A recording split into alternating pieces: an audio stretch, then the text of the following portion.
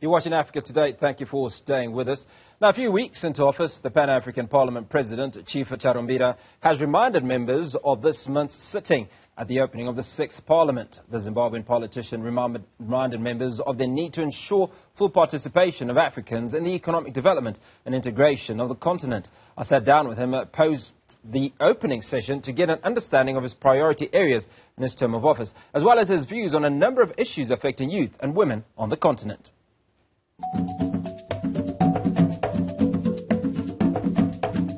Chief, thank you for making time to speak to us in your capacity as the Pan-African Parliament President. I suppose the first question is this reorientation exercise that you are conducting, or which you've invited parliamentarians to attend. Why is it necessary? The workshop is against a background of mainly two scenarios. The first is, as a parliament, you are aware, for 2 years we are out of business. We are not sitting. The first year is because of COVID. That is March 2020 to about May 2021. When we reconvened in May 2021, we were supposed to conduct elections for the new leadership. Those elections, as you all are aware, did not succeed. There was so much acrimony and they were all over for bad reasons. Now we successfully held elections this year on the 20th of June. It then becomes very critical that we reflect back and say, let's do some introspection. First, having operated since 2004, we need to reflect and interrogate ourselves. Secondly, that we then experience serious challenges in 2021. Let's go back to the drawing board and say, where did we go wrong? Why did we have those fights during elections? What is inadequate? Is it the rules? Is it just the conduct and behavior of individuals? And then also come back to saying, after all, we exist for citizens on the continent. This is a public institution because it's funded by taxes from citizens of the continent. Are citizens happy? This is what we are doing in this workshop. Are citizens happy with the deliverables by Pan-African Parliament? But also, are we all clear that these are the actual deliverables? How many are they? Do we know them? Do we understand them? So we are going deeper into understanding the whole purpose of existence of the Parliament. What business is it in? What are the outputs that, once delivered, the citizenry on this continent will be happy? I'm glad you raised that issue because it speaks to my next question. You talked about the work or the runnings of the Parliament being funded by the citizens of the continent. What's in it for the citizens of the continent? Article 17 is very clear. Pan-African Parliament offers a platform for the citizens to make a contribution or make an input into all the developmental programs on the continent, be they economic, social. It's their platform. So Pan-African Parliament should go out to national parliament, civil society out there in the communities, invite people here in our chamber to make an input into programs of the African Union.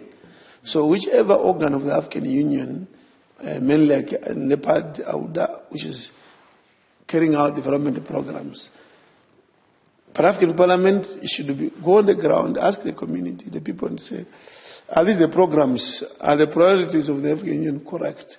If they are correct, are you happy with the pace at which development is taking place and the priorities and the issue of the actual deliverables by the Union? So we are like the oversight institution for the whole Union, the African Union. So is this stuff actually being done? Because you seem to suggest that these are things that the Pan-African Parliament should do. Are they actually being done? Is the Parliament going out, engaging with the people? Is the Parliament serving the expected interests of the people? Yes, the Parliament has undertaken some activities, but I would probably rate it at about 30 to 40% of what it should have done. A number of constraints, of course, sometimes they're simple resources. And also I think the whole issue of understanding and with clarity, what is it that it should deliver? In fact, across the union, and I want to say, listen to Lusaka, when the union gave a report to the Executive Council on its activities over a particular period, I remember the Minister of South Africa making a comment, which we also supported very well, that people talk in terms of, oh, we held meetings, we had a workshop in Abidjan, we had this conference there, we had this, no, those are not outputs, those are activities. And that's one of the challenges of these international institutions or public institutions. They tend to think that once they meet, have a workshop, that is a deliverable. No, that's not. The real output should be the purpose for the meeting. You meet for a purpose. Have the objectives of that particular meeting been achieved? And this is the orientation now we are doing even with Pan-African Parliament. That there could have been a lot of meetings. On paper, you could find that in 2016, we went to this place, we did this, we went this, we had meetings. But that's not the real issue. Because the people on the ground sometimes don't notice. They don't participate in these meetings. So whatever comes out of those meetings, the actual impact on the ground, sometimes is even zero. And this is a challenge within the AU itself. And the Pan-African Parliament should also now, as I say, reorient and start saying, what are the actual deliverables? I gave the example yesterday where you build a clinic. Because people have been complaining that we walk 20 kilometers to a clinic. Then you build a clinic. After building a clinic, for some reason, there is no electricity, no nurses, no drugs. So it has not changed anything.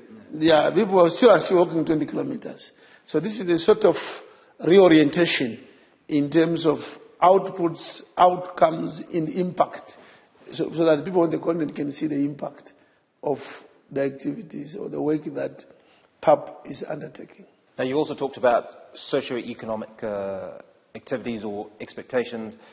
I know you're a big advocate for democracy. The Angolans are going to the polls. What is your message to the Angolans at this point? The critical message is that let's move away from the Kenya syndrome of elections. You are aware that ever since 2007, every election in Kenya has ended up in serious disputes. 2007, violence, people died. The next election, fine, not as much violence, but people ended up in court. So this rejection of results is one. And the whole thing that people should understand democracy and what it means. Democracy is giving people the opportunity to express their will in terms of who should be their leader. So you don't go to vote and not believe in the outcomes. So the Angolans, I think they've been doing very well in the past. We don't have cases of conflicts serious in terms of electoral disputes.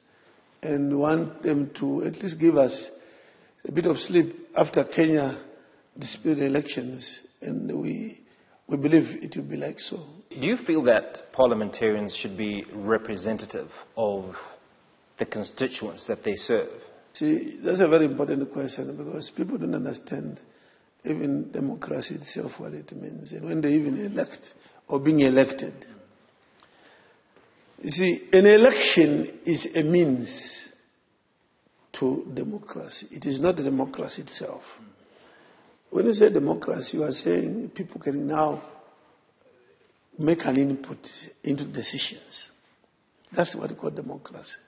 It's a situation where you elect you into power, but from time to time we give you ideas, our views, our opinions, and then you take them to the parliament. But some people think that when you vote, then that is the beginning and end of democracy. Yet, voting is a means to democracy. Democracy is always about accountability.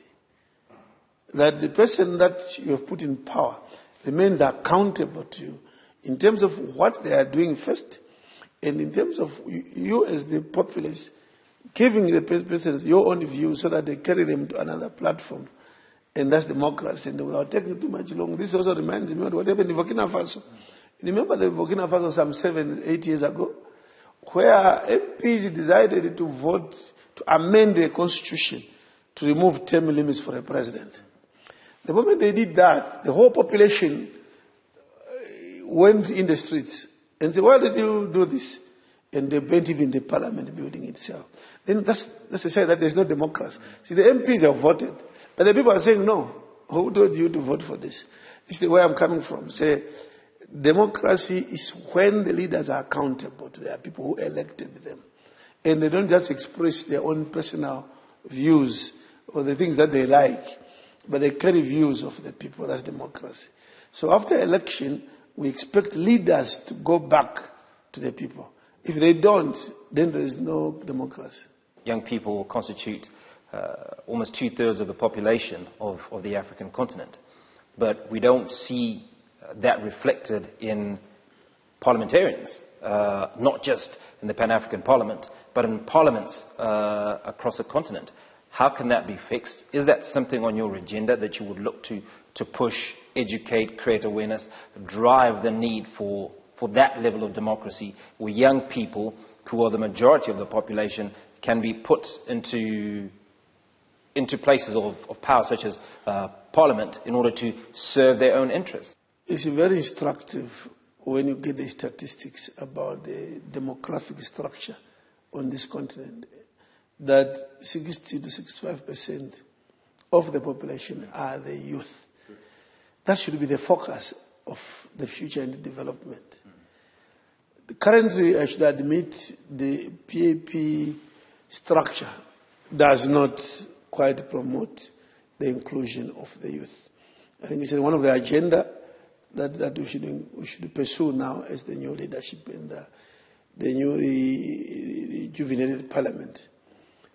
Zimbabwe has done well. I know recently we amended the constitution and brought in the youth into parliament.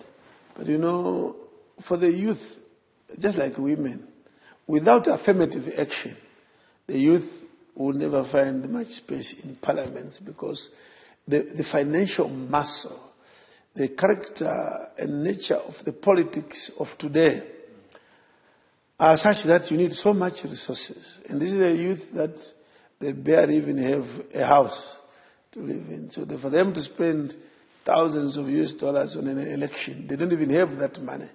So the youth can only be made to participate in electoral processes, become a member of parliament, if we deliberately create such a play field or legislation which simply puts them in that parliament. And when they are there, they can then influence policies. So it's true, we have not done well, but we need to do better. Yes, we need to improve.